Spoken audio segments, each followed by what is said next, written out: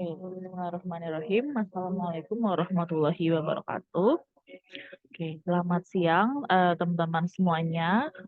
Siang hari ini ya kita akan melanjutkan materi dari bab deret, yaitu chapter 3 ya. Nah, ini merupakan deret dalam penerapan ekonomi. Jadi bagaimana penerapan ekonomi tentang bab deret itu. Nah, jadi terbagi menjadi 3 ya untuk penerapan ekonomi bagian deret. Yang pertama yaitu model perkembangan usaha, dan yang kedua itu model bunga majemuk, dan yang ketiga adalah model pertumbuhan penduduk. Nah, kalau model perkembangan usaha, model perkembangan usaha itu adalah suatu model jika perkembangan variabel-variabel tertentu dalam kegiatan usaha bertambah secara konstan dari satu periode ke periode berikutnya. Nah, macam-macam kegiatan usahanya apa aja? Nah, bisa berupa produksi ya, atau biaya, pendapatan, penggunaan tenaga kerja, ataupun penanaman modal. Nah, itu macam-macam bentuk usahanya. Nah, yang kedua yaitu model bunga majemuk. Ya. Kalau bunga majemuk itu merupakan penerapan deret ukur ya dalam kasus simpan pinjam dan juga kasus investasi. Nah, contohnya dalam model bunga majemuk ini kita dapat menghitung besarnya pengembalian kredit di masa datang berdasarkan tingkat bunganya ya, atau sebaliknya untuk mengukur nilai sekarang dari suatu jumlah hasil investasi yang akan diterima di masa yang akan datang. Nah, itu untuk model bunga majemuk ya. Nah, yang ketiga yaitu model pertumbuhan penduduk. Nah, apa itu model pertumbuhan penduduk? Nah, ini adalah penerapan deret ukur yang paling konvensional di bidang ekonomi, yaitu dalam penaksiran jumlah penduduk. Nah, gitu ya, seperti yang tadi dinyatakan oleh Malthus, ahli ekonom, penduduk dunia itu tumbuh mengikuti pola deret ukur. Nah, sehingga ini ketiga model penerapan ekonomi dalam deret. Nah, nanti kita akan bahas bagaimana cara penyelesaian soalnya. Oke, untuk yang pertama yaitu model perkembangan usaha. Ya, di sini kita diminta untuk menghitung produksinya ya, gitu ya. Jumlah produksi dari perusahaan jamu Rosso. Contoh soalnya, misalkan sebuah perusahaan jamu Rosso menghasilkan 3.000 bungkus jamu pada bulan pertama produksinya. Ya. Nah, dengan penambahan tenaga kerja dan peningkatan produktivitas, nah perusahaan itu mampu meningkatkan produksinya sebanyak 500 bungkus setiap bulannya. Jika perkembangan produksinya tetap, yang ditanya adalah berapa bungkus jamu yang dihasilkan pada bulan ke-5 dan berapa bungkus yang telah dihasilkan sampai dengan bulan tersebut. Tuh, jadi setiap bulan dia mampu memproduksi 500 bungkus. Nah, jadi berapa bungkus jamu yang dihasilkan pada bulan ke-5 dan berapa bungkus yang telah dihasilkan sampai dengan bulan tersebut. Nah, sehingga yang tanya adalah SN dan juga JN-nya. Ya. Oke, diketahui dari soal A-nya itu adalah 3.000 berarti ya. Karena kan bulan pertamanya produksinya 3.000, sehingga data pertama yaitu 3.000. Kemudian bedanya adalah 500. Dan setiap bulan mampu meningkatkan 500, sehingga B-nya 500. Kemudian N-nya sama dengan 5. Karena yang ditanyakan adalah sampai bulan ke-5, sehingga jumlah datanya itu ada 5. Ya, rumusnya adalah kita menggunakan rumus SN dan juga JN. Nah, untuk mencari nilai jumlah jamu yang dihasilkan pada bulan ke-5, artinya N-nya kan 5, sehingga S5 ya. S5 sama dengan A. A itu adalah 3.000 yang ditambah N-1. N-1 ya dikali 5.000 sama dengan berapa? Sama dengan 5.000 ya. 4 dikali 500 kan 2.000. 3.000 ditambah 2.000 sama dengan 5.000. Nah, itu untuk jumlah produksi di bulan kelima. Nah, kalau berapa bungkus yang telah dihasilkan sampai dengan bulan tersebut, jadi total keseluruhan bungkus jamu yang telah dihasilkan pada bulan kelima ada berapa? Tinggal menggunakan rumus JN. Berarti J5 ya, sama dengan N per 2 dikali A plus SN. Nah, SN ini kan sudah diketahui ini nilainya 5.000. Berarti kita tinggal menghitung nilai N per 2-nya. Nah, N per 2 adalah 5 dibagi 2. 2,5. Ya, dikali 8.000. Ya, kan 5 A-nya adalah 3.000, kemudian SN-nya 5.000. Ya, sehingga 8.000 dibagi 2,5 adalah 20.000. Nah, jadi jumlah produksi jamu pada bulan kelima adalah 5.000 bungkus, sedangkan jumlah seluruh jamu yang dihasilkan pada sampai dengan bulan tersebut adalah 20.000 bungkus. Nah, jelas ya. Ini untuk model perkembangan usaha. Nah, oke, yang kedua, model bunga majemuk. Ya, model bunga majemuk yaitu jumlah di masa datang dari suatu jumlah sekarang. Adalah rumusnya Fn sama dengan P dikali 1 plus I pangkat N. Di mana P ini adalah jumlah sekarang, kemudian I itu adalah tingkat bunga per tahun, ya, dan N-nya adalah jumlah tahun. Nah, sedangkan present value adalah nilai sekarang atau present value dari suatu jumlah uang tertentu di masa mendatang adalah F sama dengan jumlah di masa mendatang, I sama dengan tingkat bunga per tahun, dan N jumlah per tahun. Nah, ini rumus untuk present value-nya. Ya. 1/1 plus I pangkat N dikali F. F ini adalah jumlah di masa mendatang. Kalau ini adalah future value-nya. Nah, contohnya, ya, misalkan seorang nasabah meminjam uang di bank sebanyak 5 juta untuk jangka waktu 3 tahun. Nah, dengan tingkat bunga 2%, berapa 2% per tahun, berapa jumlah seluruh uang yang harus dikembalikan pada saat penelunasan? Maka kita mencari nilai future value-nya, ya.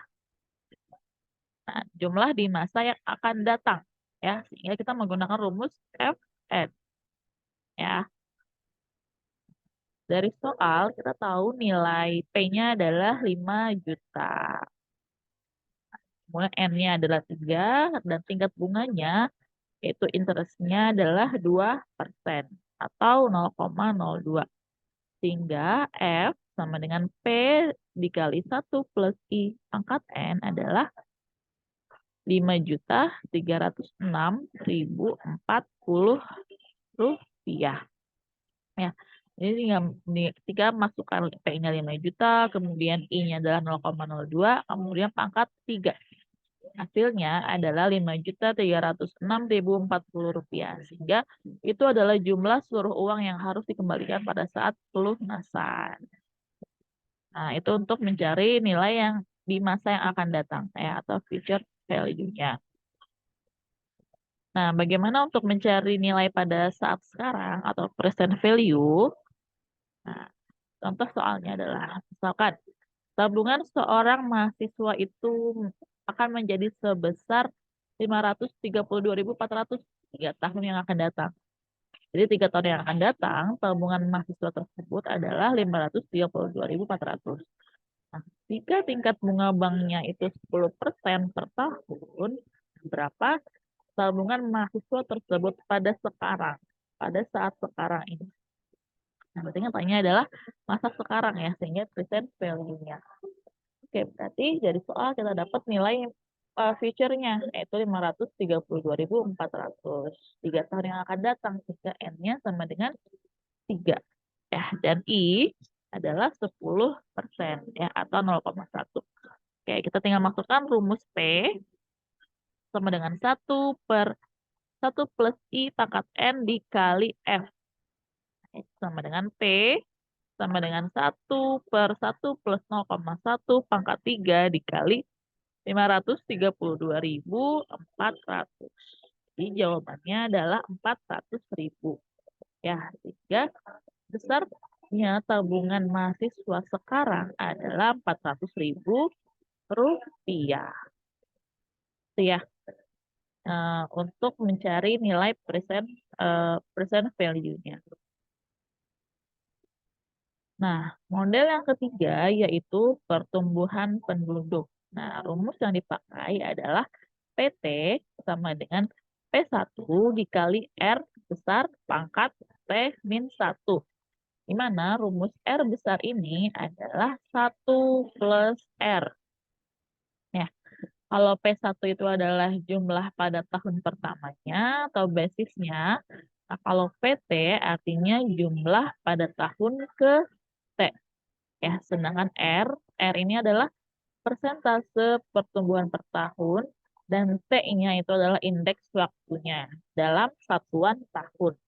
Ya, kita lihat contoh soalnya.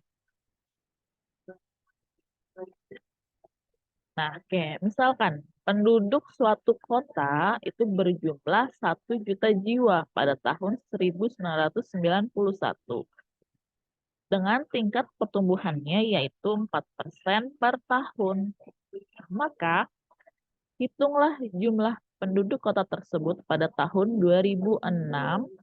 Nah, jika mulai tahun 2006 pertumbuhannya turun menjadi 2,5%, maka berapa jumlahnya 11 tahun kemudian? Jadi yang ditanya adalah 11 tahun kemudian. Berapa jumlah penduduk suatu kota itu 11 tahun kemudian. Sehingga dari soal kita dapat nilai dari P1. Ya, P1-nya adalah 1 juta jiwa pada tahun 1991. Kemudian persentase pertumbuhannya adalah 4%. Ya. Oh, jadi di sini ada 2 soal ya. Yang pertama kita diminta untuk menghitung jumlah penduduk kota pada tahun 2006. Nah, yang kedua, kalau ada penurunan persentase pertumbuhannya, berapa jumlah penduduk tersebut 11 tahun kemudian di tahun 2006 itu ya. Oke. Kemudian R besarnya jadi 1 plus R kecil.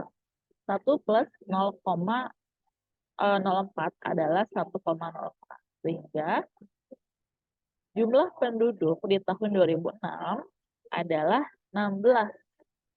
Nah, 16 ini dari mana? Kita hitung dari tahun 1991 ke 2006. Ya, artinya sudah 16 tahun ya. Nah, dari 91, 92, 93, 94, 95, 96, 97, 98, 99, 2000, 2001, 2002, 2003, 2004, 2005, 2006. Ya, jadi adalah 16 tahun. Sehingga bukan 16 ya, ini P15. 15 ya? Dari 91 ke 2006. Dan 91, 92, 93, 94, 95, 96, 97, 98, 99, 2000, 2001, 2002, 2003, 2004, 2005, 2006, 16 tahun. Tuh, 16 tahun ya. Nah, sebelah satunya kan dihitung juga. Sehingga P16 sama dengan 1 juta, P1 dikali R-nya adalah 1,04 tadi. Kan? Kemudian T-1 adalah 16 min 1 sama dengan 15. Sehingga 1 juta dikali 1,04 pangkat 15 adalah 1.800.000. 1.800.943 jiwa penduduk pada tahun 2006. Nah, itu untuk soal yang pertama. Nah, untuk soal yang kedua, 11 tahun kemudian terhitung dari tahun 2006.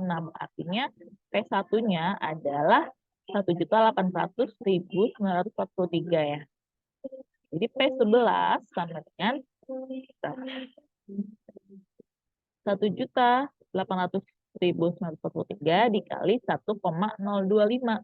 Ya, karena kan tadi R-nya pertumbuhan penduduknya turun menjadi 2,5%, sehingga R besarnya menjadi 1 plus 0,25 ya. 0,025 sama dengan 1,025. Jadi jumlah penduduk pada 11 tahun kemudian yaitu 2.305.359 jiwa. Tuh, untuk model pertumbuhan penduduk. Oke, jadi jelas ya, untuk deret itu hanya ada 3 model penerapan ekonominya. Yang pertama tadi model perkembangan usaha, yang kedua adalah model bunga majemuk, ya, yang ketiga adalah model pertumbuhan penduduk. Oke, itu untuk penerapan ekonomi dalam bab deret. Ya. Kemudian ini ada latihan soal ya untuk nanti teman-teman kerjakan hari ini juga ya. Oke, nanti lebih jelasnya akan saya share di Classroom untuk langkah-langkah yang harus dilakukan. Jadi saya rasa cukup untuk materi deret dalam penerapan ekonomi. Terima kasih. Wassalamualaikum warahmatullahi wabarakatuh.